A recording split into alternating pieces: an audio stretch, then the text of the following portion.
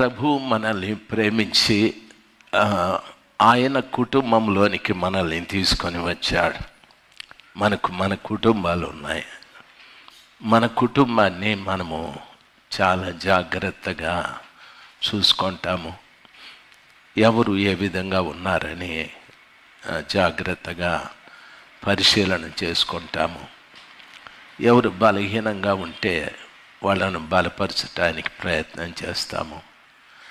మన ఆర్థిక స్థితి ఒకవేళ తక్కువగా ఉంటే దాన్ని కూడా అభివృద్ధి చేసుకోవటానికి కూలో నాలో ఏదో ఒకటి చేస్తాము.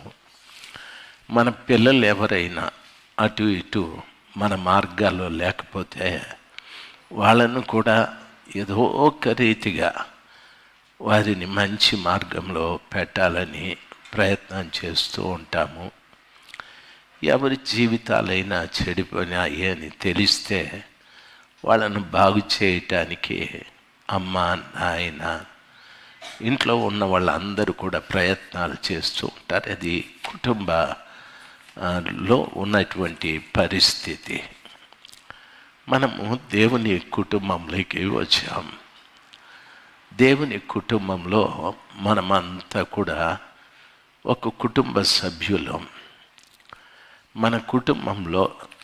మన కుటుంబంలో ఎలాగా మంచి ఐక్యత, మంచి ప్రేమ, ఒకరినొకరు సర్దుకొని ఒకరినొకరు హెచ్చరించుకుంటూ ప్రేమగా పలకరించుకుంటూ జీవిస్తామో, దేవుని కుటుంబంలో దానికంటే ఎక్కువగా మనము ప్రవర్తించాలి. దానికంటే ఎక్కువగా ఎందుకంటే మనము శరీర సంబంధంగా ఉన్న కుటుంబంలో అంత బాధ్యత కలిగి ఉన్నప్పుడు యేసు ప్రభు రక్తంతో కడగబడి ఆయన కుటుంబంలోకి చేర్చబడిన తర్వాత మనం కాస్త ప్రత్యేకమైన వారం. మనము పాపాన్ని విడిచిపెట్టి పరిశుద్ధంగా జీవించటానికి దేవుడు కృప చూపెట్టాడు. కాబట్టి మనం కాస్త ప్రత్యేకమైన వ్యక్తులం. మనలో ద్వేషాలు, అసూయలు, పగ, కక్షలు, ఇతరులను గురించి చాడీలు చెప్పడం, ఇదంతా దేవునికి నచ్చదు. ఆ రీతిగా మీరు చేస్తే మీ ఆత్మీయ జీవితానికి మీలో ఉన్నటువంటి ఆ చెడు ఒక చెట్టుకు చీడబట్టినట్లు అయిపోతుంది. ఓ చెట్టుకు చీడబడితే పూర్తిగా చెట్టుని ఆ చీడ పురుగు ఆకులన్నీ తినేయడం ప్రారంభిస్తుంది. ఆకులు తినేస్తే ఇంకా చెట్టు క్రమేణా ఎండిపోవడం ప్రారంభిస్తుంది. నువ్వెంత ఎరువు వేసినా, ఎన్ని నీళ్లు పోసినా ఎండిపోతుంది. ఆ ఎండిపోవటానికి కొంతకాలం పట్టచ్చు. బహుశా మనం చేసే లేక మనలో ఉండే చెడు ద్వారా మనము నష్టపోతున్నాము అని తెలిసేదానికి కొంతకాలం పట్టచ్చు. పూర్తిగా నష్టపోయిన తరువాత ఎవరూ నీకు సహాయం చేసేవాళ్ళు ఉండరు. కాబట్టి ఒక కుటుంబంలో దేవుని ప్రతినిధిగా, దేవుని కుటుంబంలో దేవుని ప్రతినిధిగా, నేను బేస్ తగ్గించి దేవుని ప్రతినిధిగా మీకు నా మనవి, ఎప్పుడు కూడా ఎవరిని గూర్చి దయచేసి చెడుగా మాట్లాడద్దు. బైబిల్ అదే చెప్తుంది. నీ నోటిలో ఆశీర్వచనాలు తప్ప శాపవచనాలు ఉండకూడదు. మీరు బాగా ఎరుగుదురు, అహరోను, మిరియామి, మోషే గొప్ప దైవ సేవకులు. అయితే మిరియామి, అహరోను మోషేని గురించి చెడుగా మాట్లాడినందుకు మిరియామికి నుదుట కుష్ఠొచ్చింది అని చెప్తాడు. ఆ రోజుల్లో కుష్ఠొచ్చిన వాళ్ళని రాళ్లతో కొట్టి చంపేస్తారు. అయితే ఇజ్రాయిలీలో ఐగుప్తు ప్రయాణం, కనాను ప్రయాణంలో ఉన్నారు కాబట్టి ఆమెను వెలివేశారు. 7 రోజులు ఆమె దండుపాలెంలో నుండి వెలివేయబడ్డది. 7 రోజులు ఆమె వెలివేయబడితే పర్వాలేదు. 7 రోజులు ఇశ్రాయేలీయుల ప్రయాణం ఆగిపోయాది. 7 రోజులు ముందుగా కనానుకు వెళ్ళవలసిన వారు 7 రోజులు ఆలస్యంగా కనానుకు వెళ్ళవలసి వచ్చింది. కారణం ఒక్కతే చేసినటువంటి పొరపాటు. నేను ఇది కొంచెం పక్కగా తీయండి. ఒక్కతే చేసినటువంటి పొరపాటు. అది నేను కావచ్చు, నా భార్య కావచ్చు, నా కుమారుడు కావచ్చు, సంఘంలో ఎవరైనా కావచ్చు. దేవునికి అయిష్టమైంది దయచేసి మీ జీవితంలో ఉండకూడదు. ఆ రీతిగా అయిష్టమైనవన్నీ ఎడపెట్టుకొని మనం కూడా ఏదో దేవుని భక్తులుగా నటిస్తే నటన కొన్ని రోజులే పనికి వస్తుంది. యథార్థత ఒక్కరోజు బయటకు వస్తుంది. ఆ రోజు అందరూ అసహించుకుంటారు. అహరోను మిరియామి మాట్లాడుకున్నది వాళ్ళు ఇంట్లోనే. ఏమని మాట్లాడుకున్నారు? మోషే ఐగుప్తులో ఫరో ఇంట్లో పెరిగాడు, రాజు కుటుంబంలో పెరిగాడు, మంచి అందగాడు, మంచి విద్యాభ్యాసం కలిగిన వాడు, అన్నింటిలో ప్రావీణ్యత కలిగిన వాడు. అయితే తను పెళ్లి చేసుకున్నది కూషీయురాలు. అంటే ఒక కూషీయురాని ఇత్రో అనే ఒక యాజకుని కూతుర్ని పెళ్లి చేసుకున్నాడు. ఇత్రోకి దేవతలు వేరే ఉన్నాయి. అన్య దేవతలు వారిని ఆరాధించేటటువంటి ఒక ఆమెను పెళ్లి చేసుకున్నాడు. ఆమె అస్సలు అందగతే కాదు. కూషీయులు అంటే నలుపైన వారు అని అర్థం. అస్సలు ఆయనకు ఈవిడికి పోలికే లేదు. మరి ఎందుకు ఆయన పెళ్లి చేసుకున్నాడో మనకు తెలియదు. కాస్త ముందుకు వస్తే ఆ కూషీయురాలు ఒక్క రోజున మోషే జీవితంలో మరుపు రాని ఒక గొప్ప కార్యం చేసేది. మోషే ఇశ్రాయేలీయులకు చెప్పాడు, ఇశ్రాయేలీయులారా, మన దేవుడైన యెహోవా సెలవిచ్చినది, ఇశ్రాయేలీయులలో ప్రతి పురుషుడు కూడా సున్నతి చేసుకోవాలి. కాబట్టి సున్నతి చేసుకోనకపోతే మనం దేవుని యొక్క ధర్మాన్ని పాటించిన వారం కాదని చెప్పి అందరికీ చెప్తూ ఉన్నాడు. కానీ ఆయన పిల్లలకు చేయలేదు. అందుకు దేవుడు ఒక సత్రం దగ్గర ఖడ్గాన్ని పట్టుకొని మోషేని చంపటానికి ప్రయత్నం చేశాడు. ఆ విషయాన్ని సిప్పోరా ఆ కూషీయురాలు తెలుసుకొని ఏం చేసేదంటే తన కుమారుడిని తీసుకెళ్ళి పదునైన రాతితో ఆ బిడ్డకు సున్నతి చేయించాది. దయచేసి గమనించాలి. అప్పుడు దేవుడు తన ఖడ్గాన్ని వెనక్కి తీశాడు.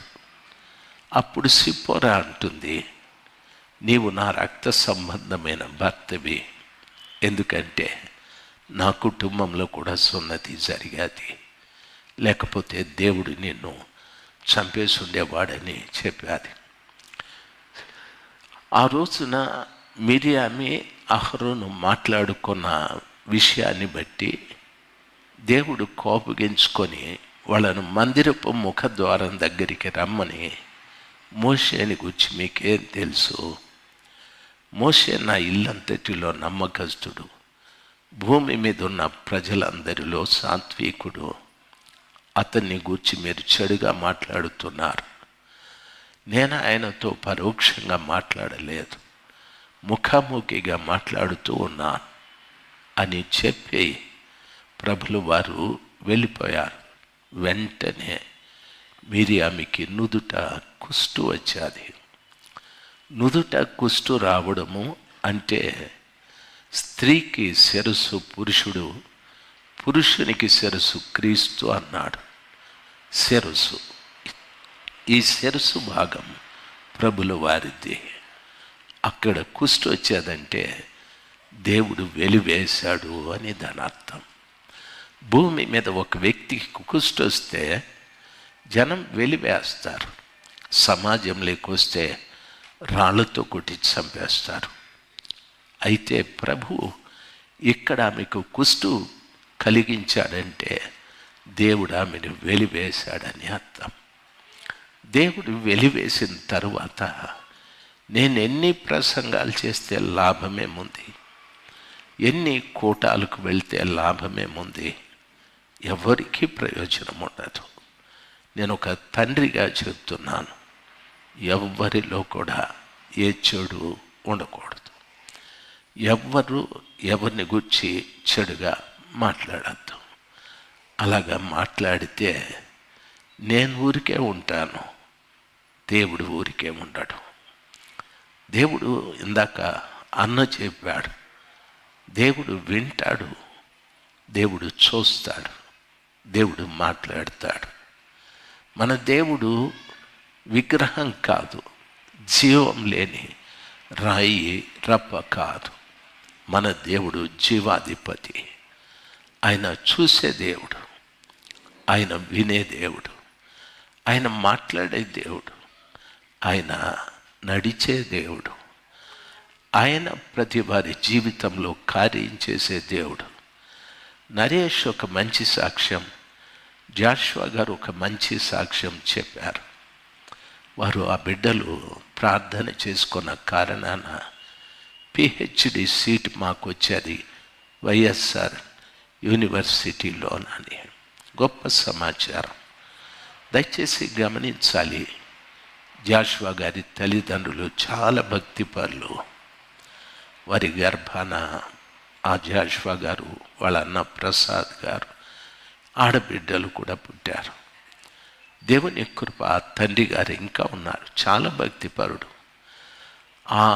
వారితో పాటే మా తల్లిదండ్రులు కూడా దేవుని నమ్ముకున్నారు. మా తల్లిదండ్రులు వారికంటే వెనక నమ్ముకున్నారు. అంత విద్య లేని వారు మా తల్లిదండ్రులు. అయితే మూఢభక్తి ఉండేది. దేవుని కృప, వారి తరువాత వారి పిల్లలకు కూడా భక్తి దేవుడు అనుగ్రహించాడు.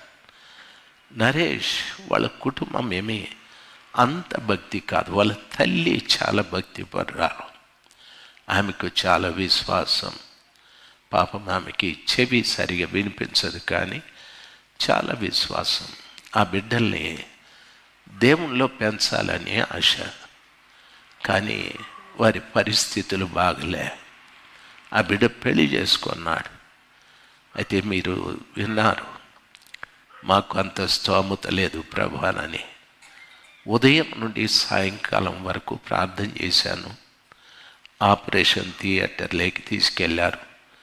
ఆపరేషన్ చేస్తే మీరు ఎరుగుదురు 50-60 వేలు తీసుకుంటారు. ఇక్కడ నర్సెస్ ఉన్నారు, తీసుకుంటారు. అంత డబ్బులు కష్టం. దేవుడు ఆయన ప్రార్థన ఆలకించి సుఖప్రసవాన్ని ప్రసాదించాడు. కాబట్టి దేవుడు చూసే దేవుడు, దేవుడు వినే దేవుడు, దేవుడు ముట్టే దేవుడు, దేవుడు ప్రతి వానికి ప్రతిఫలం ఇచ్చే దేవుడు. కాబట్టి దేవుని బిడ్డలు మీరు పనికిరాని ఆలోచనలు, పనికిరాని మాటలు, ఇతరులను గురించి చెడుగు మాట్లాడడం, ఇవన్నీ తగదు. నేను యథార్థం చెప్తున్నాను, ఇవన్నీ తగదు. అనవసరంగా ఒక కీడుని కొని తెచ్చుకుంటూ ఉన్నారు, అనవసరంగా ఒక నాశనాన్ని తెచ్చుకుంటున్నారు. దయచేసి వాటి నుండి అంత తొందరగా మీరు బయటకు వస్తే మిమ్మల్ని దేవుడు మరలా చిగురింపచేస్తాడు. లేదా చీడబట్టిన చెట్టులాగా ఎండిపోవాల్సి వస్తుంది. ఎవ్వరూ మిమ్మల్ని బాగు చేయలేరు. ఏ కాపరి, ఏ కాపరురాలు, ఎవరైనా ఎవరి గురించి అయినా ఒకరికి చెప్తా ఉన్నారంటే మీ గురించి కూడా ఇతరులకు చెప్తూ ఉంటారు. అది ఆలోచించండి. నేను ప్రతిపన్న గురించి ప్రశాంత్కు చెప్పాను అనుకోండి, ప్రశాంత్ గురించి ఇంకొకరికి కూడా చెప్తాను. ఎందుకంటే వాళ్ళను తంటాల మారి అంటారు, వారిని తంటాల మారి అంటారు, వారిని కొండెగాండ్రు అంటారు, కొండెగత్తెలు అంటారు. బైబిల్ సెలవిస్తుంది, కొండెగాని మాటలు బహురుచి గలవి, అవి లోకడుపులోనికి దిగును అని. కొంతమంది కొండెగాళ్ళు మాట్లాడితే దమ్ బిర్యానీ కంటే రుచిగా ఉంటాయి. దయచేసి గమనించాలి, అంత టేస్ట్గా ఉంటాయి పుచ్చులు మాటలు. అవి ఎక్కడికి వెళ్తాయంటే కడుపులోనికి, గర్భసంచిలోకి వెళతాయి అంటాడు. ఆ గర్భసంచిలోకి వెళ్ళింది 9 మాసాలు అయితే కానీ బయటికి రాదు. ఆ గర్భసంచిలోకి వెళ్ళింది నువ్వు సచ్చేదాకా బయటికి రాదు. దయచేసి ఎవ్వరి గురించి ఎక్కడ ఎవరు చెప్పకూడదు, వినకూడదు. It is my last warning. ఎందుకో దేవుడు నేను ఇక్కడ కూర్చున్నప్పటి నుండి నా గుండెలో ఎంత దుఃఖం పుట్టిందో అంత దుఃఖం పుట్టింది. ఎందుకంటే ఒక మంచి సంఘంలో ఒక చీడ పురుగు ఎన్నో చెట్లను తినేస్తూ ఉంది. ఒక్క చీడ పురుగు ఎందరో ఆత్మీయతను పాడు చేస్తూ ఉంది. వారు నశించడం కాకుండా అనేకుల్ని నశింపజేస్తూ ఉన్నారు. ఆ విధంగా కాదు, మన ద్వారా అనేకులు ఆత్మీయంగా బలపరచబడాలి. మన ప్రేమ అందరి మీద విస్తరించాలి. అంతేకాని మనలో ఉన్న దరిద్రము అందరిలోకి ప్రవేశపెట్టకూడదు. బాగా వినాలి, కొండెగాని మాటలు బహు రుచి గలవి. పుచ్చులు చెప్పే వాళ్ళ మాటలు రుచిగా ఉంటాయి, అవి కడుపులోనికి దిగుతాయి. గర్భంలో ఉన్న బిడ్డ 9 మాసాలకు బయటికి వస్తాడు. కొండెగాని మాటలు చచ్చేదాకా బయటికి రావు. దేవుని మాట ఒక్కటి మీకెక్కదు, దేవుని మాట ఒక్కటి మీలో పనిచేయదు. ఆ మాటలు లోపలున్న దరిద్రపు మాటలు దేవుని మాటల్ని కొట్టేస్తూ ఉంటాయి. నీ జీవితం అంతా కూడా కొండెగత్తెగా, కొండెగాడగా బ్రతకాల్సిందే. ఈరోజు నా మొదటి మాట, అలాగే ఎవరైనా మాట్లాడుతుంటే దయచేసి నేను నా కుమారుడికి, నా భార్యకి, నేను మాతో కలిసి మీ అందరికీ దేవుని సమక్షమును మనవి చేసుకుంటూ ఉన్నాను. అది ఎంత తొందరగా మానుకొని మార్పు చెందుతారో మీకు అంత క్షేమకరం. మళ్ళీ మీరు చిగురించడం ప్రారంభిస్తారు. చిగురించడం అంటే ఫలించడం అని చెప్పను నేను, అప్పుడే చిగురించడం ప్రారంభిస్తారు. లేకపోతే ఎండిన చెట్టులాగానే జీవితాంతం ఏ ఫలములు లేకుండా ఓ శాపగ్రస్తమైన జీవితాన్ని జీవిస్తూ ఉంటారు. దేవుడి స్థలంలో ప్రతి వారిని దీవించాలని, ప్రతి కుటుంబాన్ని ఆశీర్వదించాలని ఆయన ఆశ. ఆ ఉద్దేశాన్ని, దేవుని ఉద్దేశాన్ని పక్కకు నెట్టేయద్దండి, పక్కకు నెట్టేయద్దు. మీ హృదయంలో ఇంత చెడు పెట్టుకొని ప్రభువా నీకు స్తోత్రం స్తోత్రం అంటే ఎందుకు ఉంటాడు ఆయన? వినడు, అసహించుకుంటాడు, ఛీ అనేసి వెళ్ళిపోతాడు. ఎంత అరచి గీ కొట్టుకున్నా ప్రభుని మొర వినే ప్రసక్తి లేదు. దేవుని కృప. నేను ప్రభువు ముందు వినయంతో చెప్తున్నాను. నేను అడుగు బయట పెట్టి కూడికలకి వెళ్తే 1000 మంది వచ్చి వాక్యాలు వింటారు. అయితే ఈ సంఘంలో మీరే బలపడలేదు. నాకు అర్థం కాని సమస్య, మీరే బలపడలేదు. ఎంతోమంది చచ్చిపోతారు. ఒక్క ప్రసంగం చేయండి చాలు మాకని, ఒక్కరోజు రండి చాలని. మీరే బలపరచబడ్డం లేదు. కారణం మీలో ఉన్నటువంటి చెడు, ఆ వ్యతిరేకత దేవుని వాక్యాన్ని వెనక్కి నెట్టేస్తూ ఉంది. మీలో ఫలించడం లేదు. మీలో ఫలించుంటే మీ ద్వారా ఇప్పటికే ఎన్నో ఆత్మలు ప్రభు దగ్గరికి మీరు నడిపించాల్సింది. ఫలించలేదు. దయచేసి ఈ విషయంలో సిగ్గుపడాలి. దేవుని దగ్గర కన్నీరు కార్చాలి. నాలో ఉన్న లోపాన్ని నేను బాగా ఎరుగుదును. నాకెవరో చెప్పాల్సిన పని లేదు. నేను బాగా ఎరుగుదును. అది ప్రభు దగ్గర, ఆయన పాదాల దగ్గర పెట్టి పశ్చాత్తాపడండి.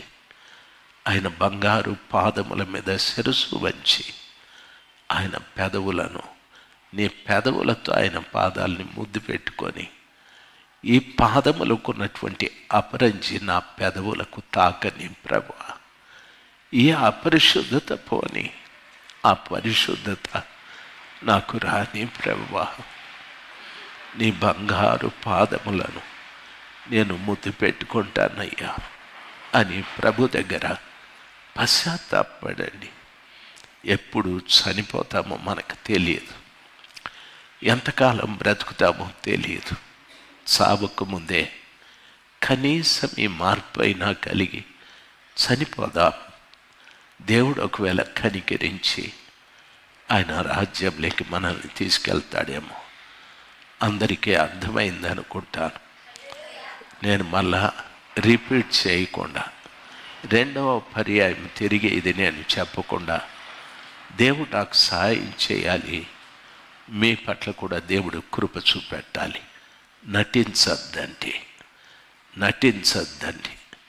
ఉన్నట్టుండి ఒకరితో మాట్లాడకుండా పోయేది, ఒకరి మీద పగ పెట్టుకునేది, ఒకరి మీద ద్వేషం పెట్టుకునేది, ఈ ఇంట్లో విషయాలు ఆ ఇంట్లో చెప్పేది, ఆ ఇంట్లో విషయాలు ఈ ఇంట్లో చెప్పేది, ఇది క్రైస్తవులకు తగింది కానే కాదు. గొప్ప ఆశీర్వాదాలు పోగొట్టుకుంటూ ఉన్నారు. గొప్ప ఆశీర్వాదాలు. నా గురించి ఎంతమంది ఎన్ని చెప్పినా నేనేం మాట్లాడను, మౌనంగా ఉంటాను. దేవుని దగ్గర కన్నీరు కాల్స్తాను.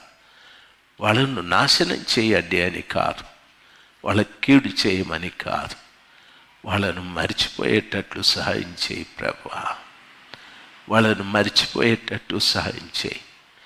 నాకు వాళ్ళను క్షమించే మనసు దయచేయమని కన్నీళ్లతో ప్రభువుని అడుక్కుంటాను. అంతకంటే నేను ఇంకా చేయగలిగింది ఏమీ లేదు. ప్రభు నిజంగా విషయంలో కృప చూపెట్టి సహాయం చేస్తూ ఉన్నాడు. దేవుడు ఈ మాటలు మీ జీవితంలో ఫలించాలని నా ప్రార్థన. అందరూ ఒకసారి హల్లెలూయా చెప్దాం. ఈ గొప్ప మార్పు మా కుటుంబం నుండి మీ అన్ని కుటుంబాలలో వ్యాపించునుగాక. మా కుటుంబము అభివృద్ధి పొందిన రీతిగా సంఘంలో ప్రతి కుటుంబము అభివృద్ధి పొందునుగాక. మా కుటుంబాన్ని దేవుడు దీవించిన రీతిగా మీ కుటుంబాలన్నీ కూడా మీ బిడ్డలు దీవించబడుదురుగాక. మనకు ఆగిపోయిన ప్రతి ఆశీర్వాదం ఈ ఆదివారం ప్రారంభమగునుగాక. హల్లెలూయా, హల్లెలూయా. నేను చాలామందిని చూస్తూ ఉన్నాను, నోరు తెరకుండా అట్లే కూర్చున్నారు. మీ కర్మ అది. దయచేసి గమనించాలి. మీ హృదయ కాఠిన్యాన్ని ఎవ్వరూ మార్చలేరు. ఇంకా దేవుడు అందుకే ఎన్నోసార్లు నా వాక్యము అగ్ని వంటిది కాదా, బండను బద్దలు చేయి సుత్తి వంటిది కాదా అన్నాడు. ఆయన ఎన్నో పర్యాయాలు హృదయాన్ని మండించాడు. నీవే నీవే నీవే అని ఎన్నో పర్యాయాలు ఈ రాతి గుండెను పగలగొట్టాడు. ఒక వ్యక్తి అంటాడు, నా గుండె పగిలిపోయింది ఆ వార్త వింటూనే అంటాడు.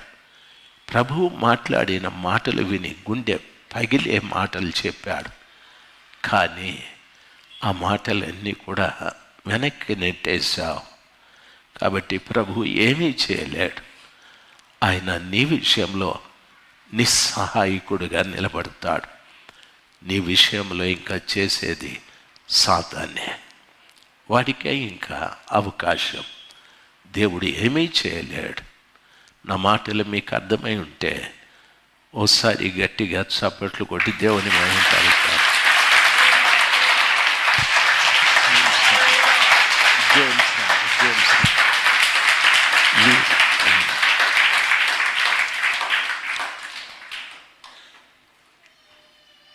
దేవుడు మిమ్మల్ని దీవించుగాక. దేవుడు మనకిచ్చిన దర్శనాన్ని బట్టి మనం ఒక చక్కటి గ్రౌండ్లో ఒక మందిరం ఏర్పాటు చేయటానికి ప్రభు కృప చూపెట్టాడు. అక్కడ మంచి మంచి సభలు పెట్టాలని, బైబిల్ ట్రైనింగ్ ప్రజలకు ఇవ్వాలని, ఎన్నో మంచి కార్యక్రమాలు చేయాలని దేవుని ఆత్మ ప్రేరేపణతో ఆ కార్యక్రమాన్ని ప్రారంభించాం. మా దగ్గర డబ్బు ఉండే ఆ పని ప్రారంభించలేదు. ప్రభు దర్శనం ఇచ్చాడు. ఇమ్మానుయేలు సహవాసానికి ఉన్నటువంటి ఒక మంచి ఉద్దేశం ఏమిటంటే ప్రతి ఒక్కటి ప్రభు మీద ఆధారపడి పని చేయడం. ఆయన ఏం చెప్తాడో అది చేయడం ప్రారంభించాం. ఇప్పటి వరకు చాలా పని జరుగుతూ వచ్చాది. చాలామంది లైవ్లో వాక్యం వింటున్న బిడ్డలకు కూడా నా మనవి, నన్ను ఎరగని వాళ్ళు కూడా ఎంతోమంది బిడ్డలు వారి సామర్థ్యత కొద్దీ సహాయం చేస్తూ వచ్చారు. ఈ గ్రౌండ్ విషయంలో, మన పరిచర్య విషయంలో సహాయం చేసిన ప్రతి వారికి ఈ సంఘ కాపురిగా నేను శిరస్సు వంచి నమస్కరిస్తున్నాను. మీరిచ్చే 5 కానీ 10 కానీ 10,000 కానీ 1,00,000 కానీ 1,00,000 ఇచ్చిన బిడ్డలు కూడా ఉన్నారు. వారికి నిజంగా కృతజ్ఞతలు చెల్లించాలి. వారు కలిగిన వారు కాదు, కానీ దేవుడు వారిని ప్రేరేపించి ఇచ్చారు. ఇచ్చిన బిడ్డలు ఉన్నారు. అయితే ప్రతి పైసా కూడా దేవుని పరిచర్యకు ఉపయోగపడుతూ ఉంది. దేవుని సేవ చేసే బిడ్డలకు కూడా అది ఉపయోగపడుతూ ఉంది. మా కుటుంబంలో ఎప్పుడు మా భార్య కానీ, మా కుమారుడు కానీ, నేను కానీ లావిష్గా ఏదో మంచి భోజనాలు తినాలి అనే ఆలోచనే మాకు లేదు. ఏదో పట్టడి అన్నం తింటే చాలు, బ్రతకటానికి తింటే చాలని, ప్రభు పని చేయాలని. మా కుటుంబంలో మాకు ఆశీర్వాదం ఏదంటే మా భార్య ప్రతిరోజు ఆమె ఉదయం 4 లేచి మొరపెడుతూ ఉంటుంది. ఎన్నోసార్లు చెప్పిన ఆమెను పొగడాలని కాదు, మాకు ఆశీర్వాదం. నా పరిచర్య విషయంలోనూ, నా బిడ్డల ఆశీర్వాదం విషయంలోనూ తల్లిగా ఆమె తన బాధ్యత రీతిగా నిర్వర్తిస్తూ ఉంది. అంత దేవుడు మాకు కృప దయచేశాడు. ప్రతి తల్లి కూడా ఆ రీతిగానే ప్రార్థించాలి. మీ కుటుంబ క్షేమం కొరకు, మీ బిడ్డల అభివృద్ధి కొరకు, మీ భర్తల మార్పు కొరకు ఖచ్చితంగా ప్రతి తల్లి మొర ఆలకిస్తాడు.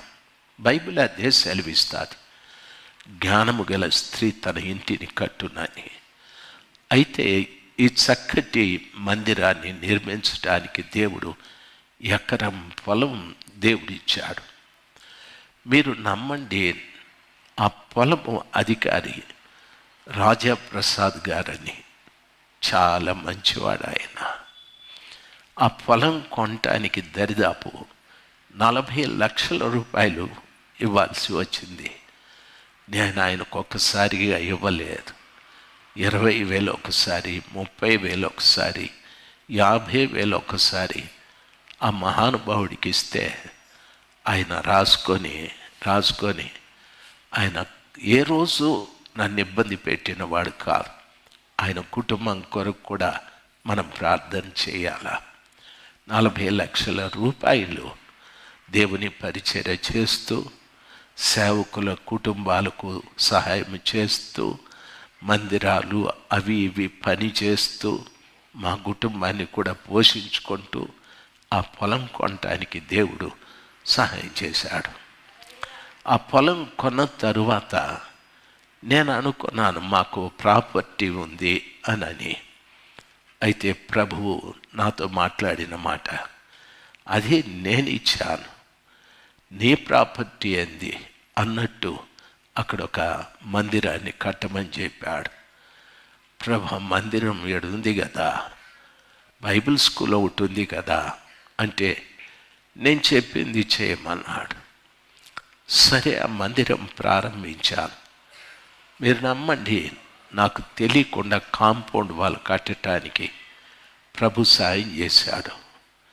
గ్రిల్స్ వేద్దాం అనుకున్నాం, అయితే గోడే కట్టడానికి ప్రభు సాయం చేశాడు.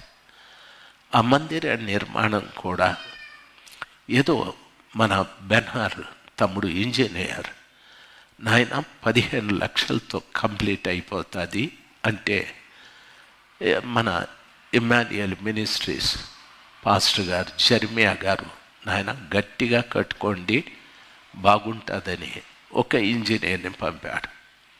వాళ్ళు 15 నుండి 20కి వచ్చారు.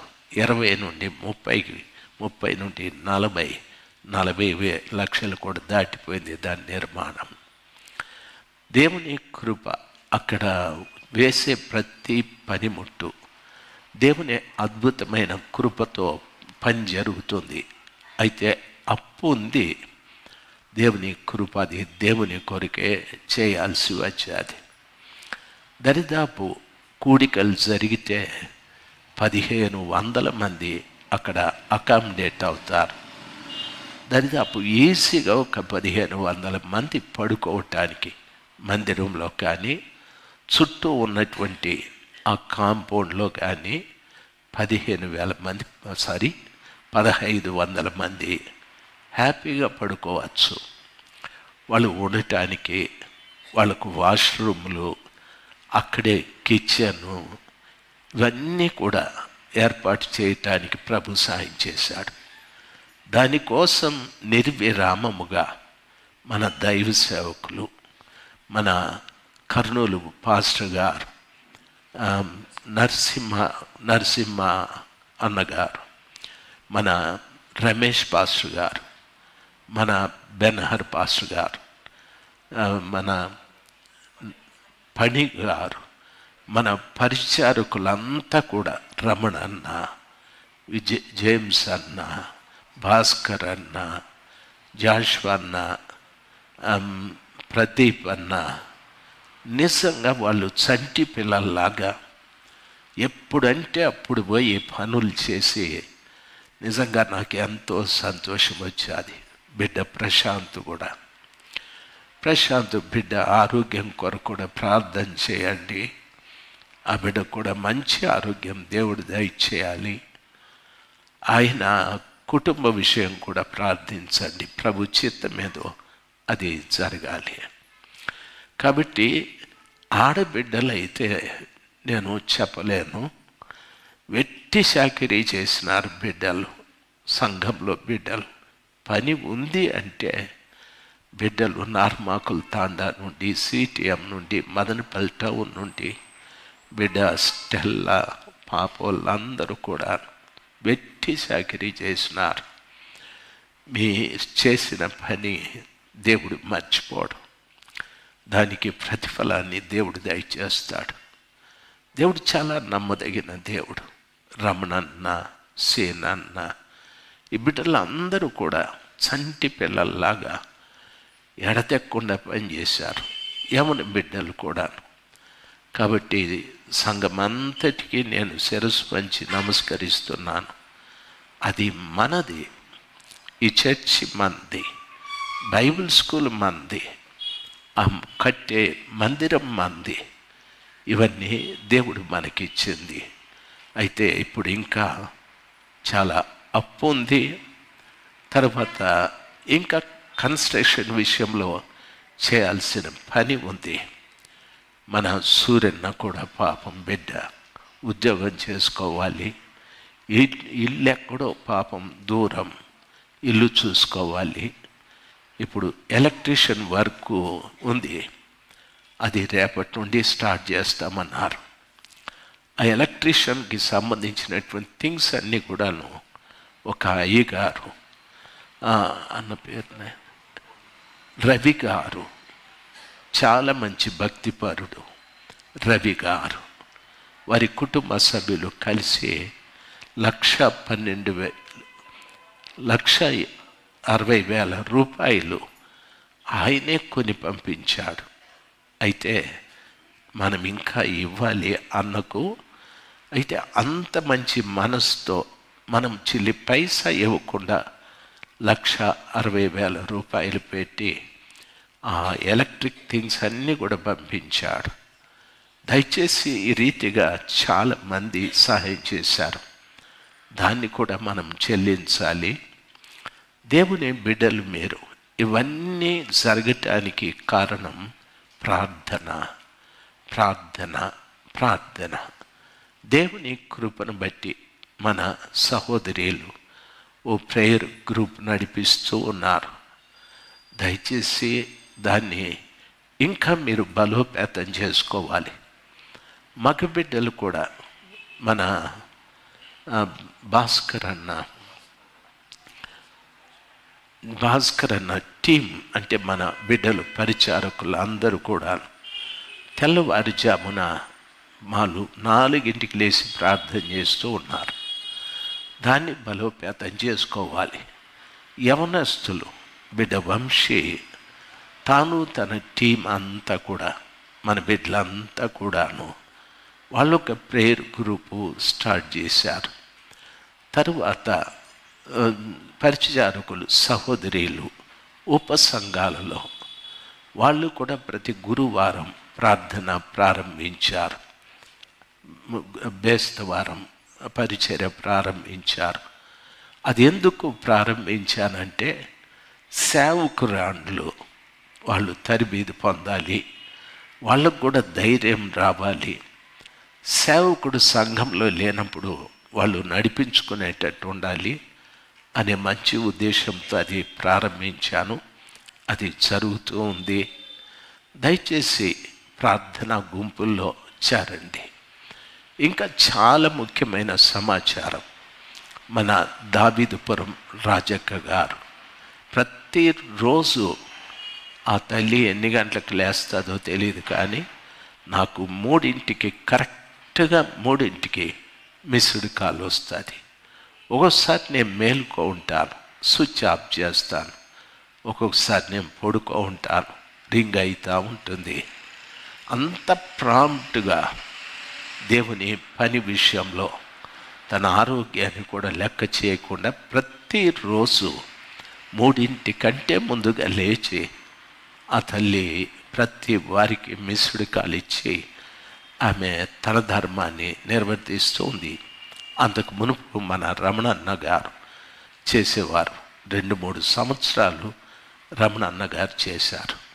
వాళ్ళకే పెద్ద విద్య లేదు, అయితే భక్తి ఉంది, దాన్ని బట్టి ఆ పని చేస్తూ ఉన్నారు.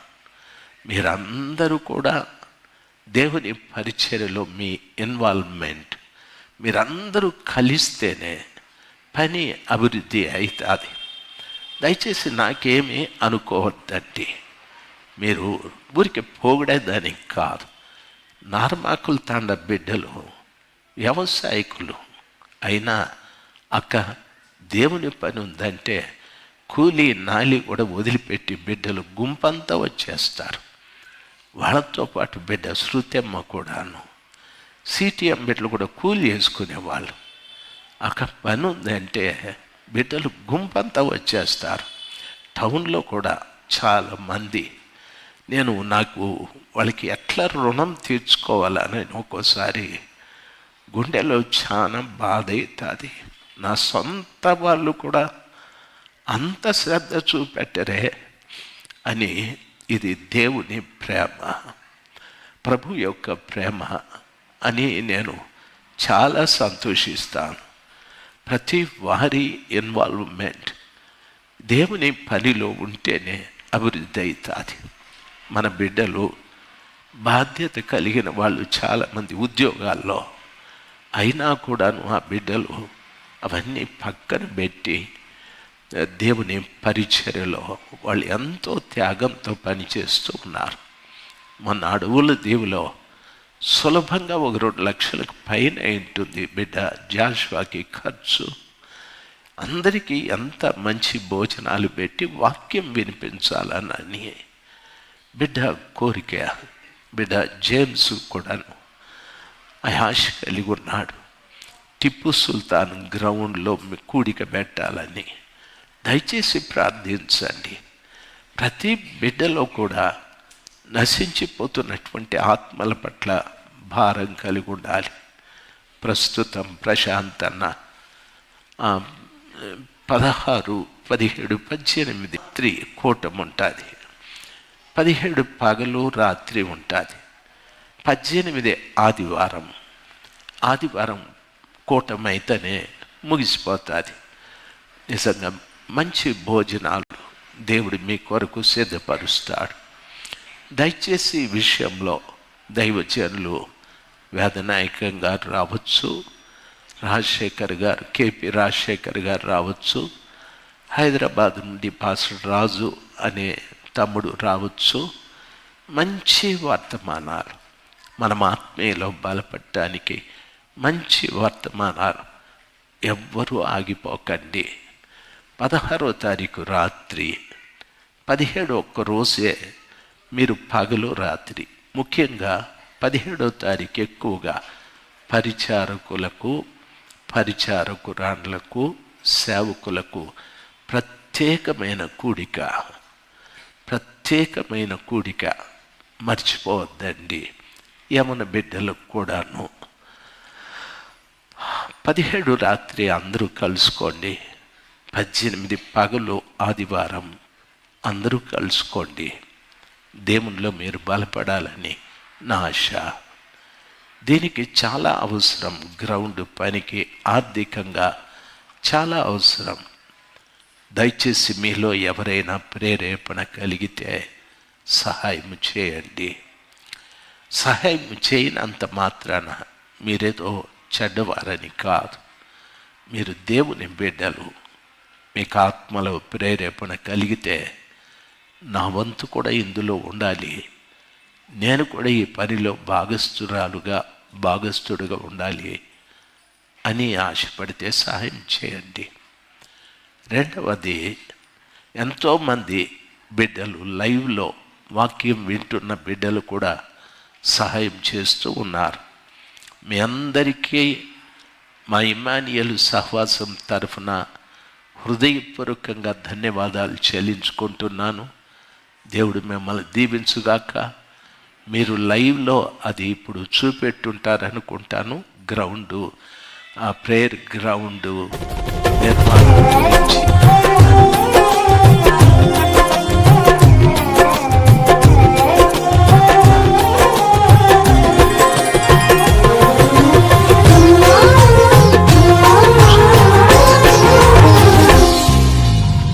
నా పక్షమయ్యున్నవాడు 2,000 మందికి పైన ఇందులో కూర్చున్నారు. దేవుని కృపను బట్టి మనం ఎప్పుడు ఊహించలేదు. మన సంఘం ద్వారా ఎటువంటి కార్యం దేవుడు చేశాడు. ఆ ఎదురుగా కనిపించే తెల్ల గదులు పరిచారకురాళ్లకు, సేవకురాళ్లకు ఏర్పాటు చేశారు.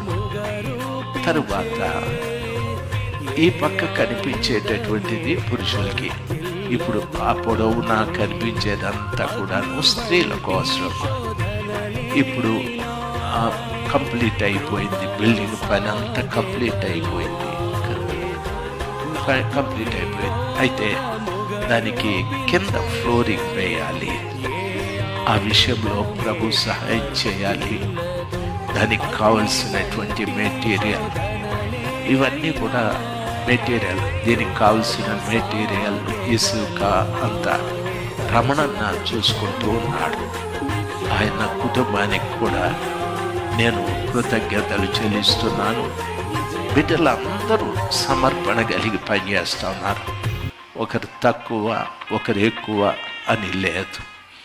దేవుడు బిడ్డ ప్రశాంతతగా బిడ్డలందరూ కలిసి వాళ్ళు వయసును చూడకుండా, ప్రశాంత్ చిన్నోడు అనుకోకుండా బిడ్డతో కలిసి ఈ పనులన్నీ చేస్తున్నారు.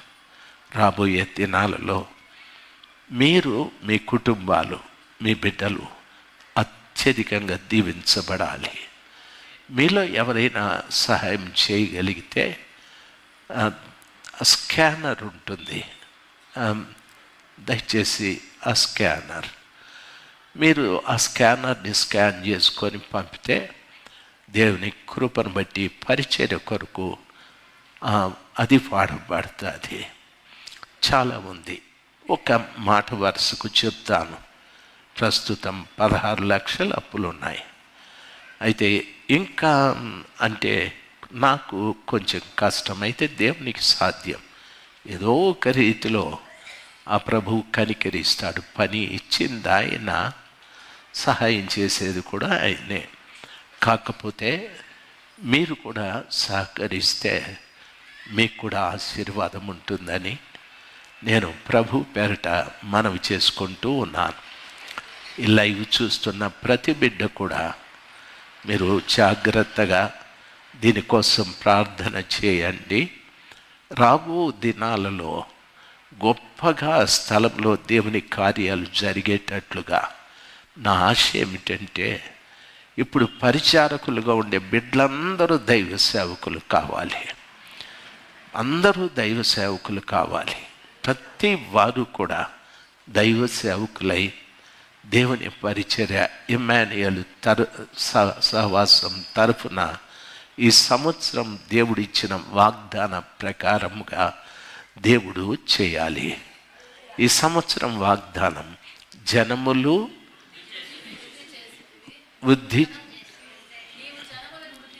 వృద్ధి చేసేటివి,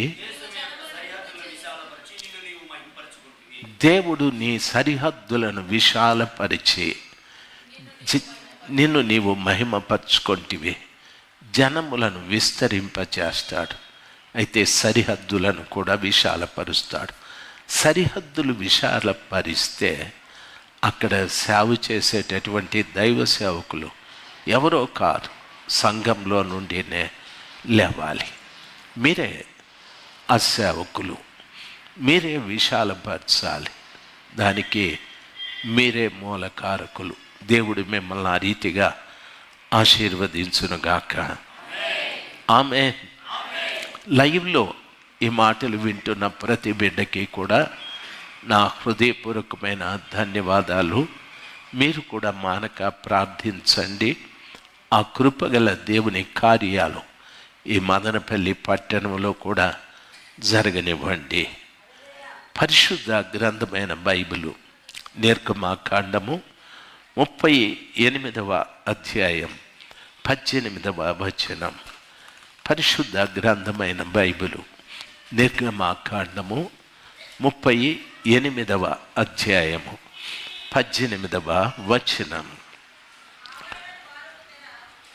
నాయన, నువ్వు దూరం నుండి చదువుతా ఉన్నావమ్మా.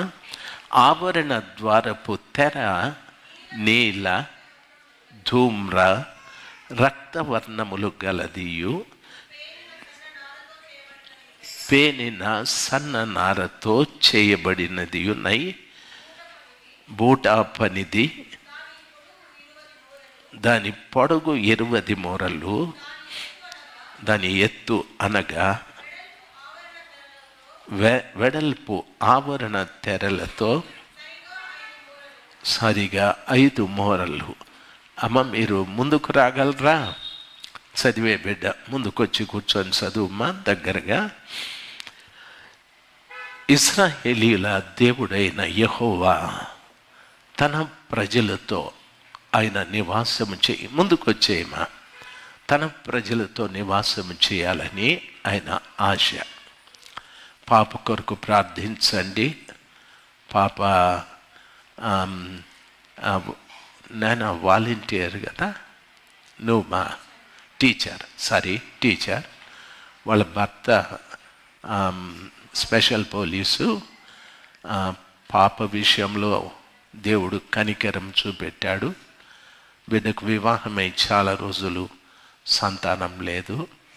అయితే దేవుని కృపను బట్టి సంఘం ప్రార్థించేది, బిడ్డ కన్సీవ్ అయ్యాది. అది బిడ్డకు మంచిగా చక్కటి మగబిడ్డను దేవుడు దయచేసేటట్టు తన భర్త ఉద్యోగంలో, తన ఉద్యోగంలో ప్రభు సహాయం చేసేటట్టుగా, ఇంకా బిడ్డలు భక్తిలో పెరిగేటట్టు మీ అందరి ప్రార్థనలో జ్ఞాపకం చేసుకోవాలని మనవి చేస్తున్నాను. బైబిల్ ఈ రీతిగా సెలవిస్తుంది. మోషేతో ప్రభు అంటూ, నా ప్రజల మధ్యన నేను నివాసం చేయాలి, నా కొరకు నీవు ప్రత్యక్షపు గుడారాన్ని కట్టమని చెప్పాడు. చాలా పర్యాయాలు ప్రత్యక్షపు గుడారాన్ని గురించి మీతో మాట్లాడుతూ వచ్చాను.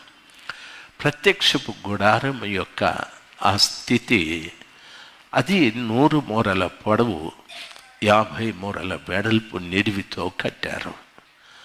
ఆ పొడవు వెడల్పులు కలిగినటువంటి ఆ మందిరాన్ని 3 భాగాలుగా విభాగించమన్నాడు. మొదటి స్థలానికి పేరు ప్రాకారం అన్నారు.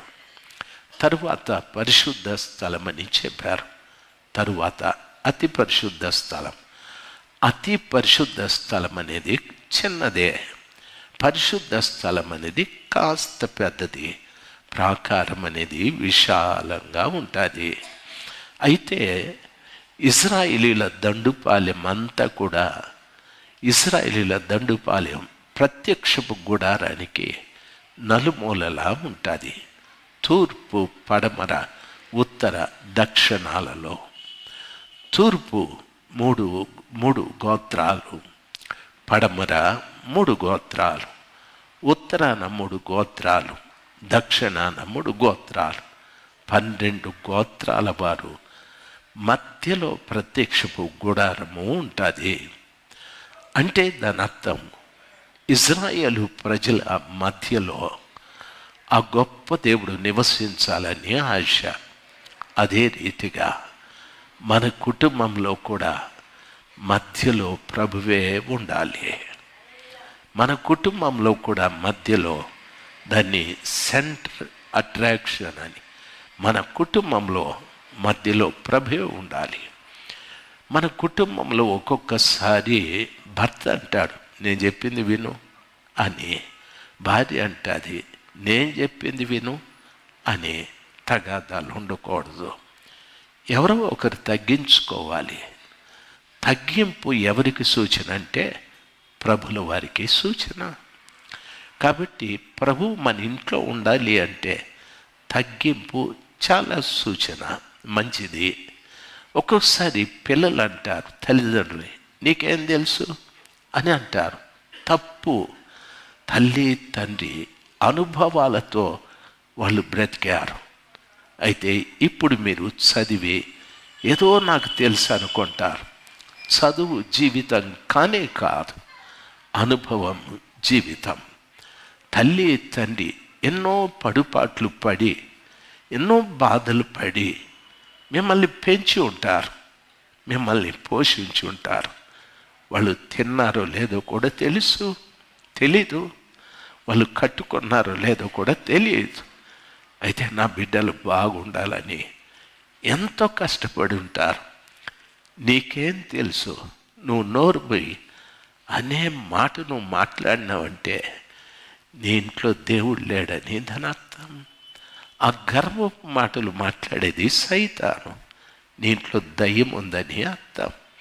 అందుకే బైబిల్ చెప్తాది, నీ తల్లిని తండ్రిని సన్మానించుము, అప్పుడు భూమి మీద నీవు దీర్ఘాయుష్మంతుడవుతావు అని చెప్పాడు.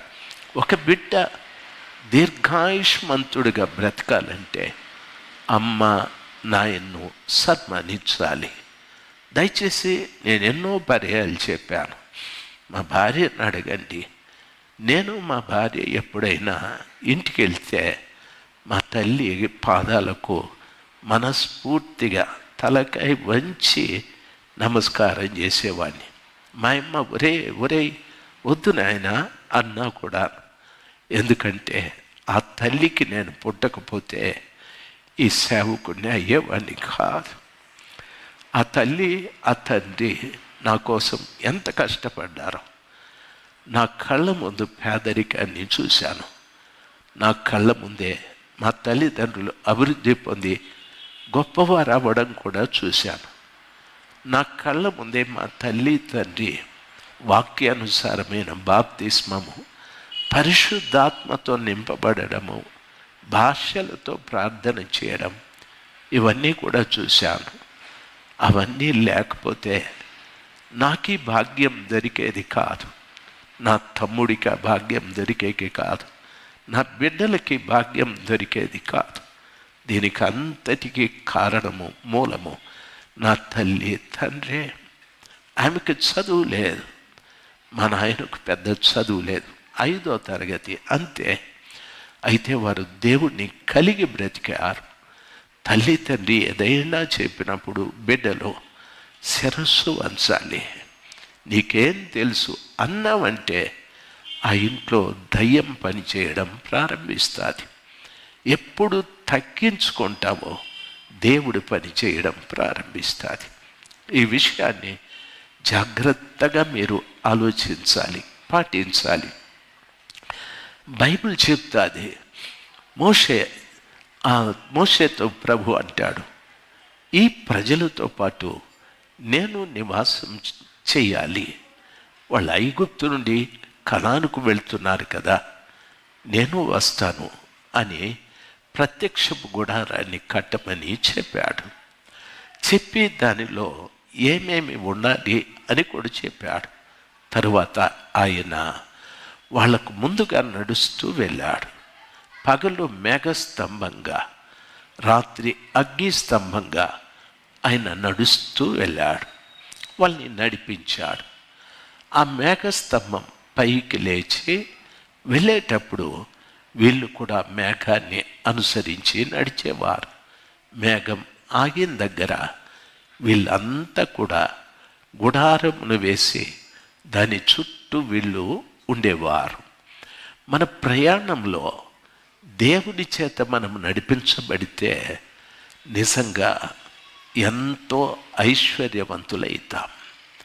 430 సంవత్సరాలు ఇశ్రాయేలీలు బానిసలుగా బ్రతికారు. 10 రూపాయలు వాళ్ళ దగ్గర లేదు, సెంటు భూమి వారి దగ్గర లేదు. అయితే దేవుడు వారిని విడిపించిన తరువాత దేవుడు ఏ ఐగుప్తీయులు వారిని బానిసలుగా పెట్టుకొని కఠినంగా చూశారో ఐగుప్తీయుల మనసు మార్చాడు. ఇశ్రాయేలీలతో అన్నాడు, మీరు వెళ్ళి ఐగుప్తీయులను అడగండి అని. మీరు వెళ్ళి ఐగుప్తీయులను అడిగితే బంగారం ఇచ్చేశారు, వెండి ఇచ్చారు. ఆ బానిసత్వం నుండి బయటకు వచ్చేటప్పుడు ఐశ్వర్యవంతులుగా వాళ్ళు బయటకు వచ్చారు. దేవుడు నీతో ఉంటే దరిద్రము నీవున్న ప్రదేశాన్ని వదిలిపెట్టి వెళ్ళిపోతుంది.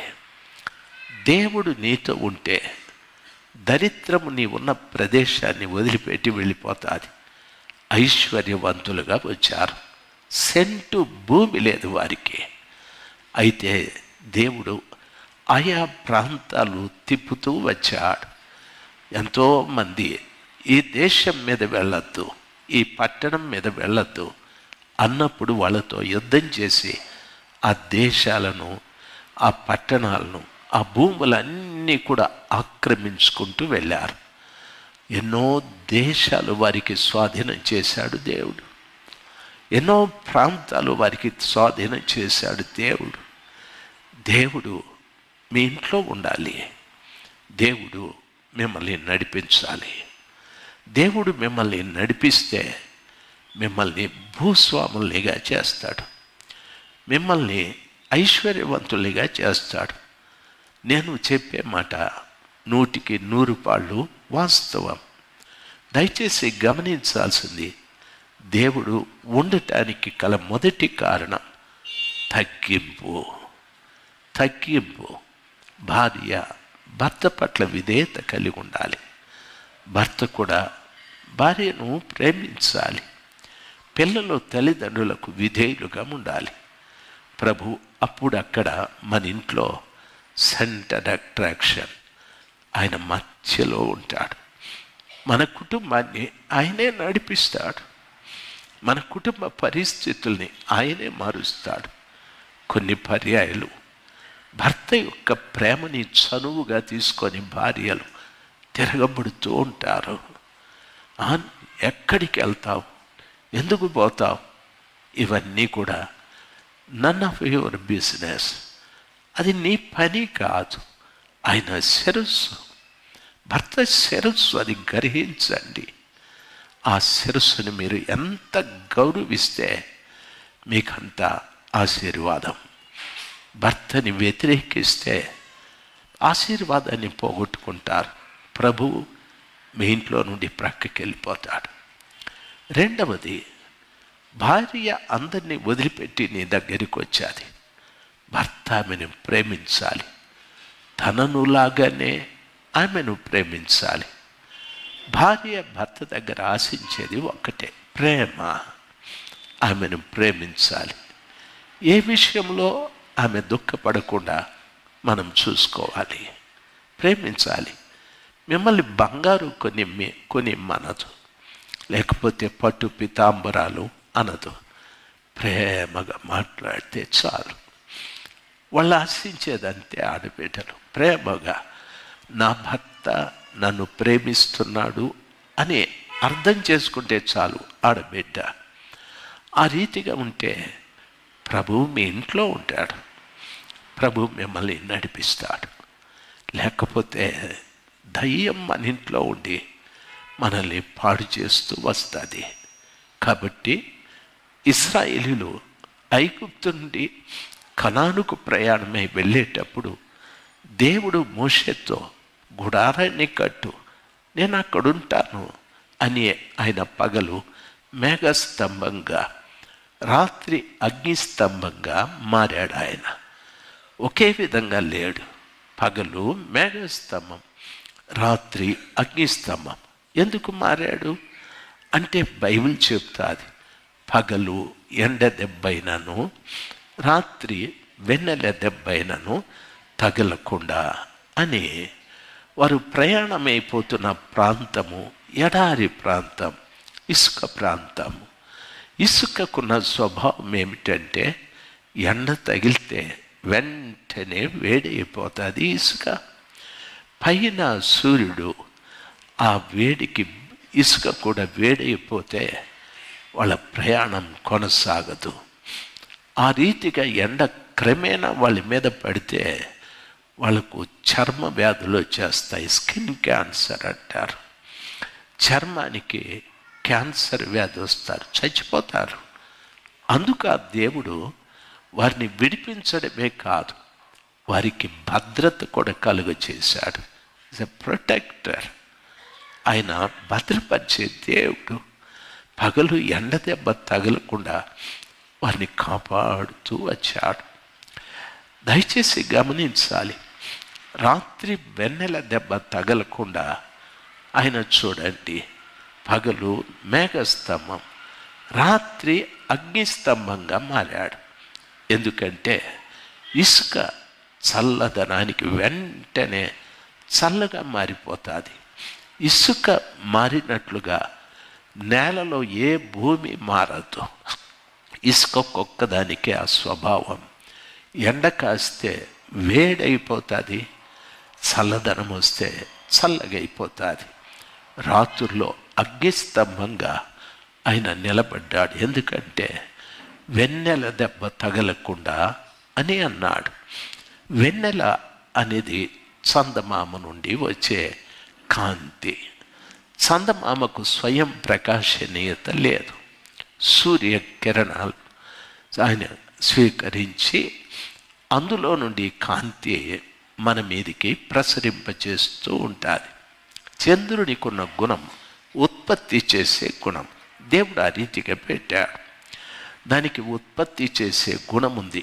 కాకపోతే ఆ చంద్రుని వెన్నెల మొదటి నుండి ఆఖరి దినం వరకు ఎవరైనా ఆ వెన్నెల్లో పడుకుంటే కనీసం 15, 16, 20 రోజుల లోపల వాని ఊపిరితిత్తుల్లో జబ్బు వచ్చేస్తుంది, వానికి టీబీ వచ్చేస్తుంది.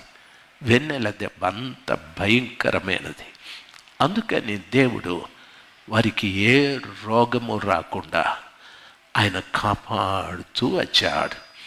ఎండ దెబ్బ, స్కిన్ క్యాన్సర్, వెన్నెల దెబ్బ, ఊపిరితిత్తుల జబ్బు ఇవి కలగకుండా దేవుడు వారిని కాపాడుతూ వచ్చాడు. ఆయన కాపుదల ఎంత గొప్పది! అంత గొప్ప దేవుణ్ణే నీవు కలిగి ఉన్నావు, నేను కలిగి ఉన్నాను. అయితే ఆయన మన ఇంట్లో ఉండాలి. ఆయన మన ఇంట్లో ఉండాలి. ఆయన మన ఇంట్లో ఉండాలి అంటే నేనేం చేయాలి అనేది కూడా అవసరం. ఒక్క విషయం చెప్పాను, తగ్గింపు కలిగి ఉండండి. రెండో విషయం చెప్తాను, దయచేసి ఇది అందరూ పాటించాలి. రెండవ విషయం, మీ కుటుంబంలో ప్రార్థన ఉండాలి. కుటుంబ ప్రార్థన ఉండాలి. ఒకవేళ మీ భర్త, మీ భార్య, మీ పిల్లలు అందరూ అనుకూలంగా ఉంటే 7 గంటలకి 7:30కు కుటుంబం అంతా కూడుకొని కుటుంబంలో ఒక పాట పాడండి, ఒక వాక్యం చదవండి, ప్రార్థన చేయండి. కుటుంబానికి క్షేమం అది. దేవుడు మీ ఇంటిని విడిచిపోకుండా ఉండటానికి అది క్షేమం. కుటుంబ ప్రార్థన అవసరం.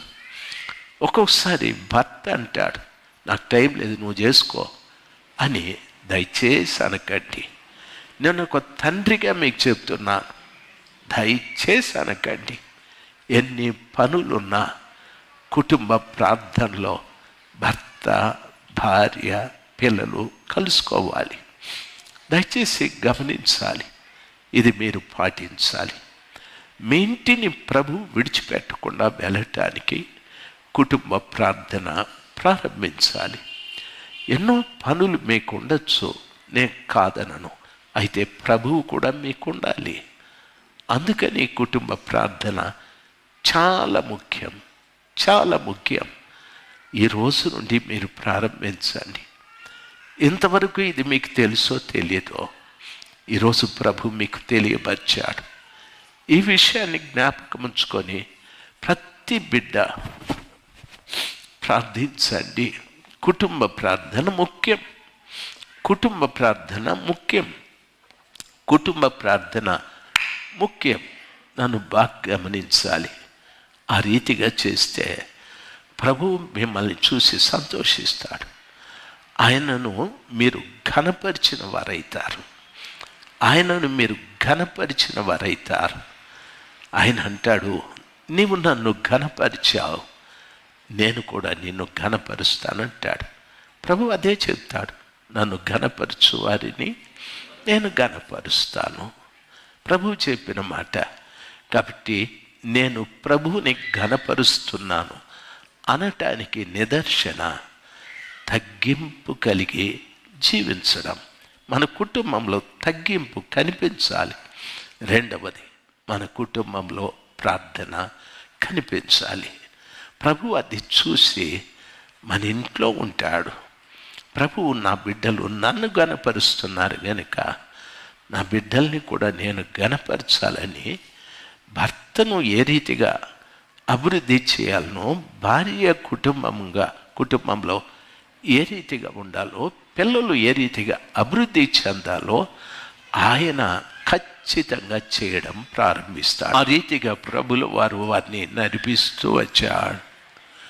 అయితే ప్రజలు వారి మధ్యన మేఘస్తంభంగా, అగ్నిస్తంభంగా ప్రభువు ఉండి నడిపిస్తున్న ప్రజలు అవిధేయులు, ప్రజలు లోబడని వారు, తిరుగుబాటు చేసేవారు. వారి మధ్యన మనుష్య రీతిగా చేసే ప్రతి పాపం కూడా ఉంది. దేవుడు వాటిని చూసి సహించలేక మోషేతో చెప్పాడు, వారిలాగా పాపంతో జీవిస్తే కనానులోకి వెళ్ళలేరు, చనిపోతారు వాళ్ళు.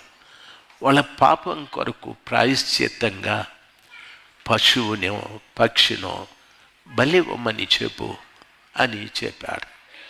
మోషే చెప్పాడు, ఇజ్రాయేలీయులారా, మిమ్మల్ని ఐగుప్తు నుండి కనానుకు ప్రభు నడిపించాలి అని. ఆయన మన మధ్యలో ఉన్నాడనేది కూడా మీకు బాగా తెలుసు.